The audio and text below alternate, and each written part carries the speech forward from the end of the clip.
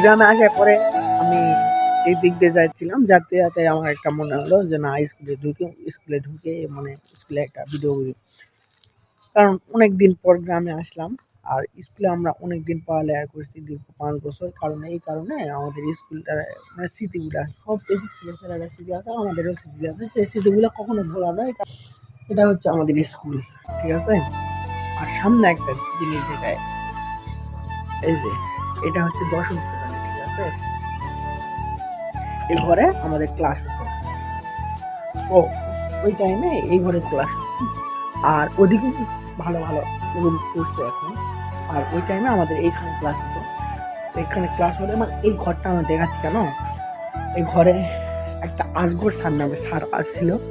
আর ওই স্যারটা আমাদের গুণের ক্লাস নিত, ঠিক আছে। তো একদিন হুট করে একটা গুণের ক্লাসের সময় আমার একটা গুণের মানে একটু বুঝতে পারি নাই, বুঝতে না পারার কারণে বেশি চিল্লাচিল্লি করছি, দুষ্টামি করছি। এই কারণে ওই স্কুলে মানে ওই স্যারটা আমাকে হাতের তালাতে একটা বাড়ি দিয়েছিল। এই কারণে এই রুমের কথা আমার মনে আছে, ঠিক আছে।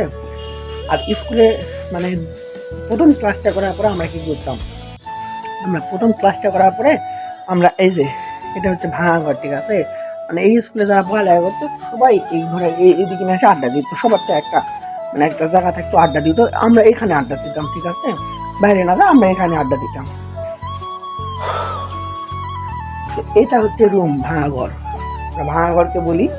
তো এই জায়গায় একটা ছবি ছিল, তো এখানে কেউ আসে এখানে বসে থাকে ফ্রি ফায়ার খেলতো, আবার কেউ আসে এখানে বই নিয়ে আসে এখানে করতো, আবার কেউ আসে এখানে মানে গার্লফ্রেন্ডের সাথে কথাবার্তা করতো, আর কেউ আসে বল খেলা হবে না কি খেলাবে, টিকিট খেলা হবে না খেলাবে, সেটা নিয়ে মানে আলোচনা হতো। মানে এইটাই আমাদের মিটিংটা, এই জায়গাটা বুঝতো। ক্লাসরুমে অর্ধেক মিটিং বুঝতো, আর এখানে অর্ধেক মিটিং বুঝতো।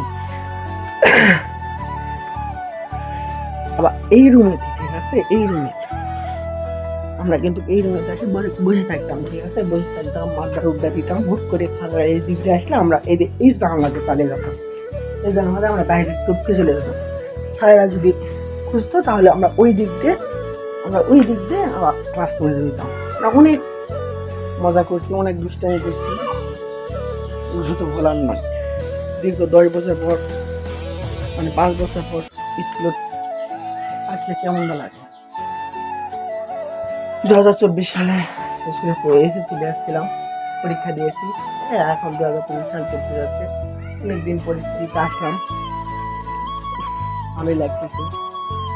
তো এক টাইমে আমরা অনেকগুলো বন্ধু ছিলাম, অনেকগুলো বন্ধু থাকার কারণে অনেক সময় অনেক মজা করছি। কিন্তু এখন আমরা একাই, কিন্তু ওই বন্ধুগুলো আর নেই, ঠিক আছে। অনেক মজা করছি, কেউ আসলে মামা তুই আজকে এটা খেলাবি, মানে এটা এরকম হতো যে মামা তুই আজকে ঝালমুড়ি খেলাবি, আমি বিকেল তো ওই জায়গা দিয়ে যাবো, নাহলে এইরকম এইরকম একটা ইয়ে হতো।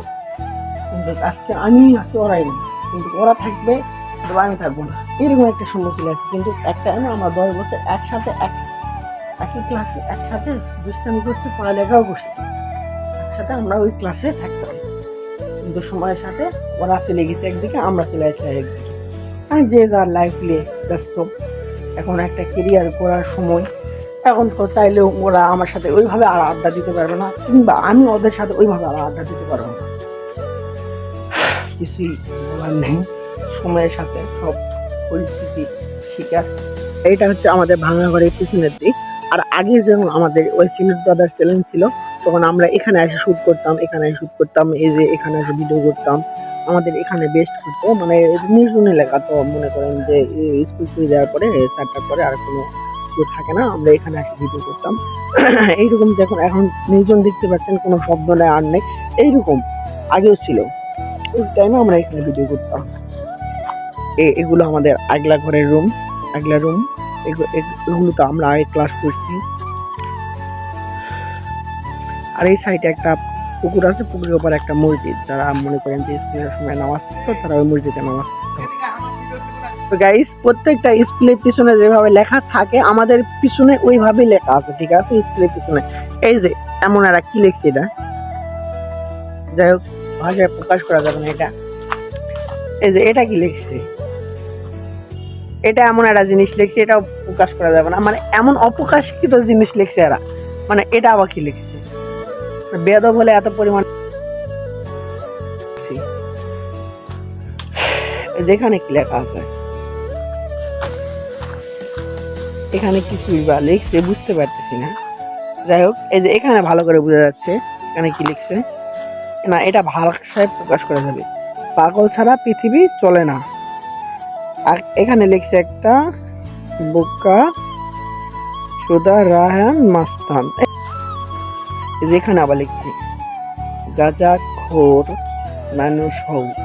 এটা আবার কেমন কথা, গাঁজাখোর মানুষ হও।